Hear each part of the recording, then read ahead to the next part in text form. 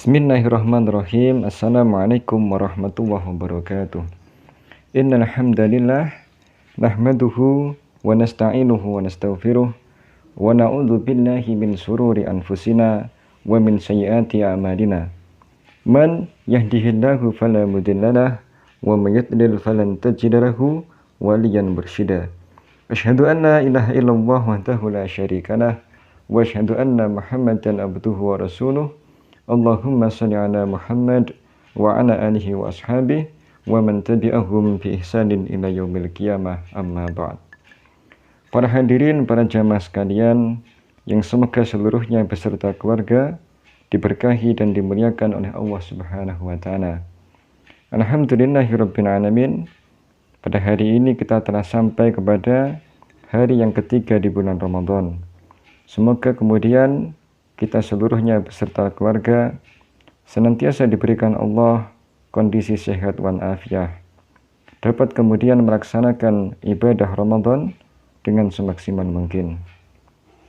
Para hadirin, kita akan melanjutkan pembahasan mengenai perilaku terpuji.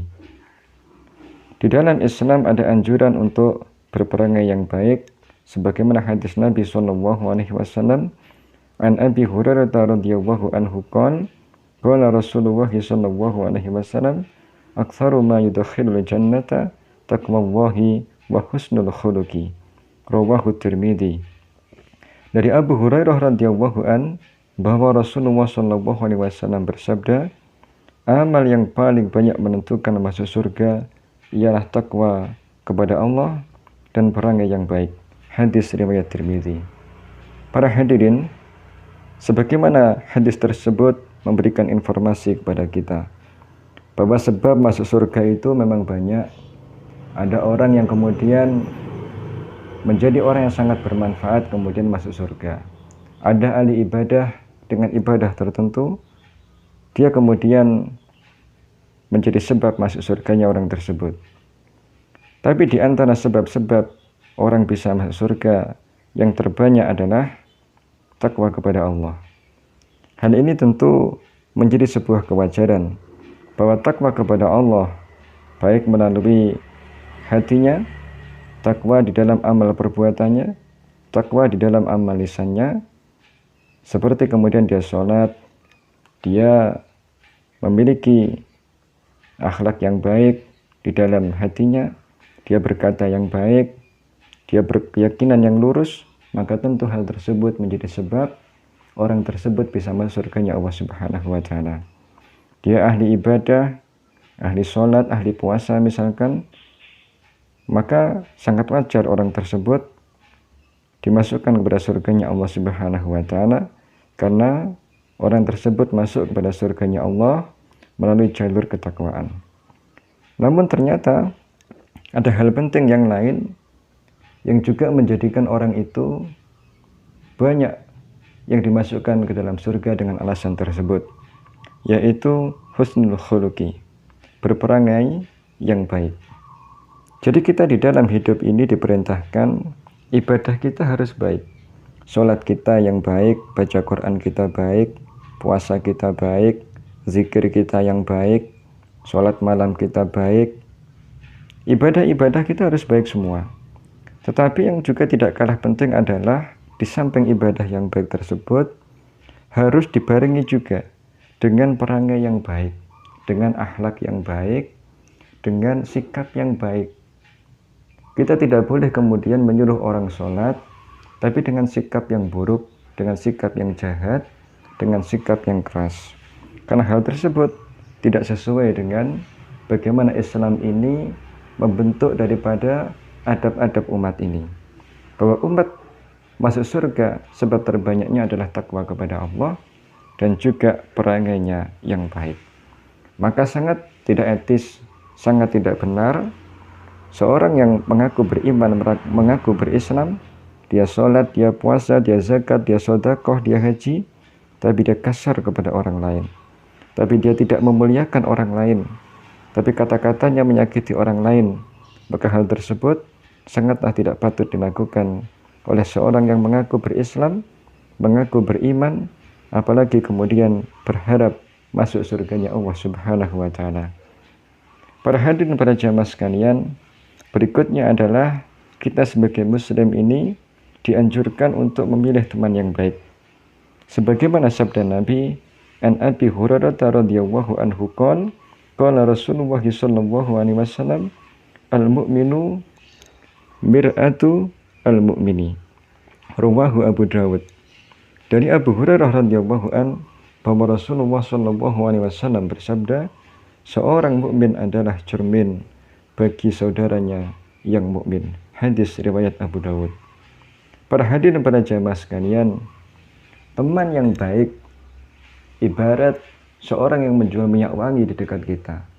Meski kita tidak memilikinya, kita tidak membelinya, kita tidak menggunakannya, namun karena dia jualan minyak wangi di dekat kita, maka otomatis wangi tersebut juga ikut menyebar di pakaian kita, di tubuh kita.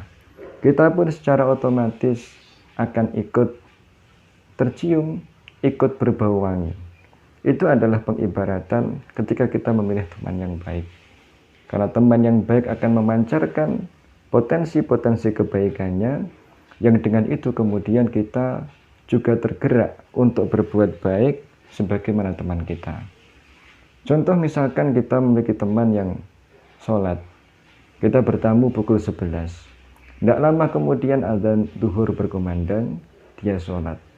Maka otomatis ketika kita bertamu, ketika tuan rumah izin untuk sholat dan kita tidak melakukan sholat, ya kita akan sungkan. Maka otomatis kita juga kemudian ingin sholat bersama tuan rumah tersebut.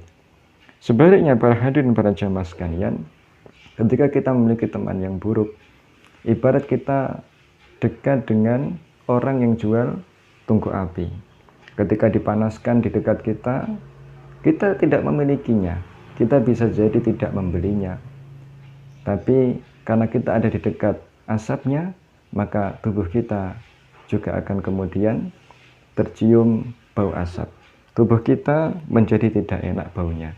Pakaian kita jadi tidak enak baunya. Karena apa? Asap tersebut menempel di pakaian, menempel di badan kita. Sama dengan ketika kita memiliki teman yang buruk. Bisa jadi kita memang belum ikut buruk dan tidak berbuat buruk. Tapi karena dia memiliki kebiasaan yang buruk, maka ketika dekat kita akan berpotensi untuk menyamai perbuatan mereka. Misalkan ketika kita bersama dengan teman yang terbiasa tidak sholat, maka saat kita bersama dengan mereka, rasa malas sholat pun juga akan menghampiri kita. Bahkan ketika kita tidak sholat, kita juga tidak segan sebagaimana teman kita. Saat kita bersama teman yang suka maksiat misalkan, ketika dia melakukan maksiat, kita mungkin tidak mengikutinya, tapi akan ada inspirasi-inspirasi negatif di waktu-waktu yang lain, di tempat yang lain, kita juga akan terinisiatif melakukan perbuatan buruk yang sama. Maka disebutkan oleh Nabi bahwa seorang mukmin adalah cermin bagi saudara mukmin yang lain. Maka untuk itu, marilah kita senantiasa memilih untuk memiliki teman yang baik. Para hadirin, para jamaah sekalian, demikian kajian yang dapat kami sampaikan. Semoga bermanfaat. Atas segala kekurangan mohon maaf yang sebesar-besarnya. Semoga yang hadir beserta seluruh keluarga diberikan Allah balasan yang terbaik sebagaimana doa jazakumullahu ahsanul jaza wa jazakumullahu khairan. Demikian, hadanallahu wa iyyakum ajmain. Assalamualaikum warahmatullahi wabarakatuh.